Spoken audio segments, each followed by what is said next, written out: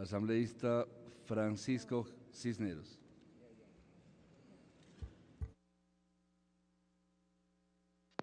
Hola. Gracias, buenas tardes, señor presidente, señoras, señores asambleístas.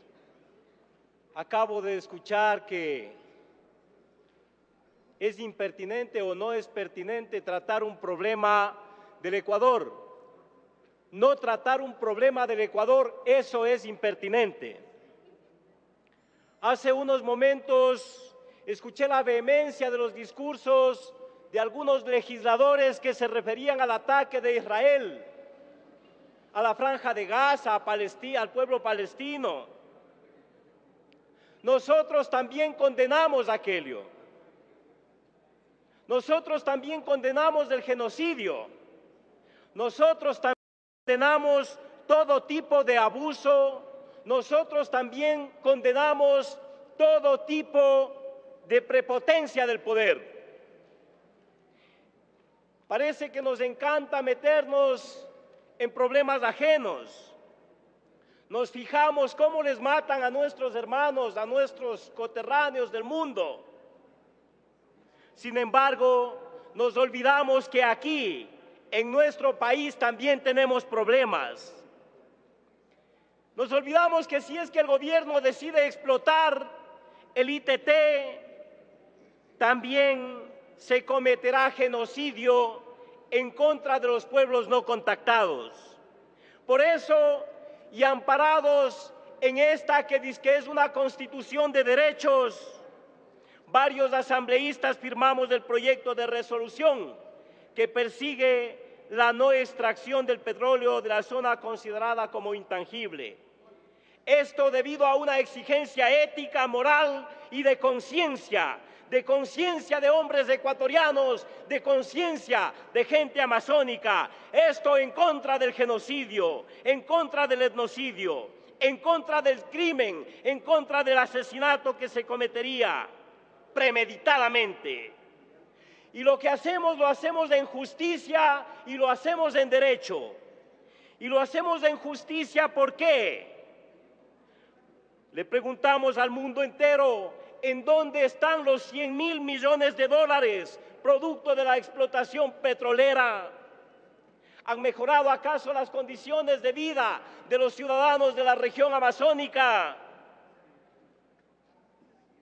La respuesta es no sabemos en dónde está aquello. Y en derecho, ¿por qué? Porque la Constitución de la República, en el artículo 57, ordinal 21, inciso segundo, dice lo siguiente, con su permiso, señor presidente, voy a leer. Los territorios de los pueblos en aislamiento voluntario son de posesión ancestral, irreductible e intangible, y en ellos estará vedada todo tipo de actividad extractiva. Así dice la Constitución aprobada por el pueblo ecuatoriano. El artículo 407 de esta misma Constitución de Derechos ratifica lo anteriormente citado. ¿Por qué más en derecho?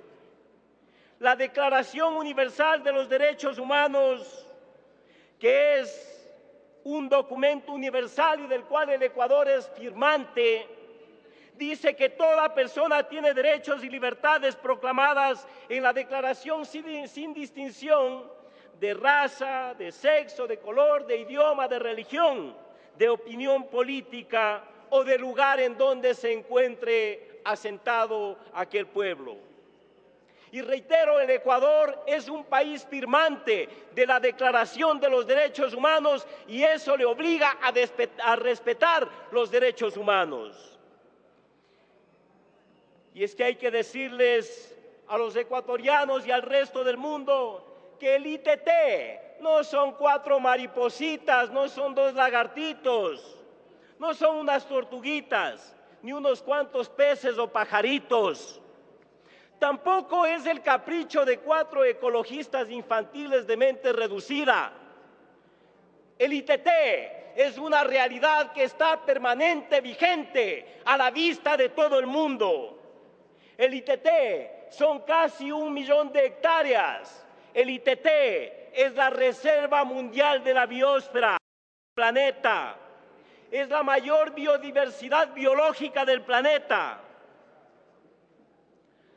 Pero ¿cuál es la preocupación de más del 70% de ecuatorianos que pedimos que el petróleo se quede en las entrañas? La preocupación es que este gobierno irresponsable ya está adelantando algunas acciones en el ITT. Por ejemplo, hay estudios de visualización, ingeniería básica, ingeniería en detalle, construcción de oleoductos. Están obteniendo la licencia ambiental, construyendo plantas térmicas, y así podemos denunciar decenas de acciones. En el año 2007, para conocimiento del país, se empieza a germinar la idea de dejar esos 850 millones de barriles bajo el suelo. Eso parecía una locura no demencial, no era psicosis, pero esa idea iba ganando adeptos. Es más, esa idea se convirtió en el caballo de batalla de este gobierno. Esta locura y esas voces tuvieron eco en el resto del mundo. Era la posibilidad de enfrentar el calentamiento global. Era la posibilidad de defender la vida, de defender la flora, la fauna. Esa reserva es indispensable para la vida del planeta. ¿Por qué defendemos la posibilidad de que el petróleo del ITT se quede bajo el suelo? Porque eso significa defender la vida de todo el planeta. ¿Sí? Pero cuando todo iba a viento en popa, alguien que se cree su majestad en uno de sus acostumbrados exabruptos, víctima de sus propias incoherencias, de sus dudas, de sus temores y de la asesoría de su círculo, dio un duro golpe a la iniciativa. Luego de haber autorizado un fideicomiso internacional, a última hora cambia de opinión y descalifica a quienes antes habían sido sus aliados. Y les dice que son ecologistas infantiles de mentes reducidas.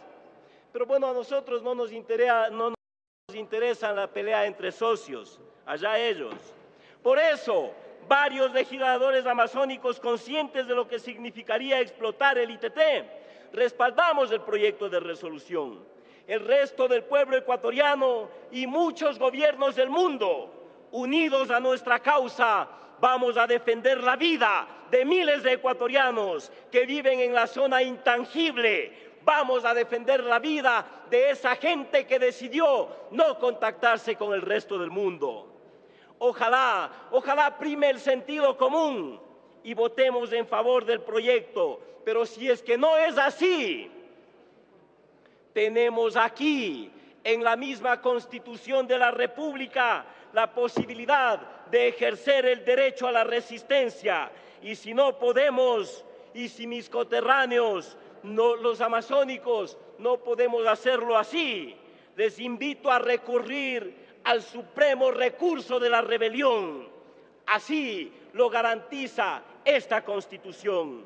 El respaldo al proyecto de resolución es una decisión del bloque de Sociedad Patriótica, pero el triunfo no será real, sino cuando toda la sociedad, cuando todo el mundo nos apropiemos de esa idea, nos apropiemos de esa defensa. Hagámoslo por nosotros, hagámoslo por nuestros hijos, hagámoslo de la vida del planeta.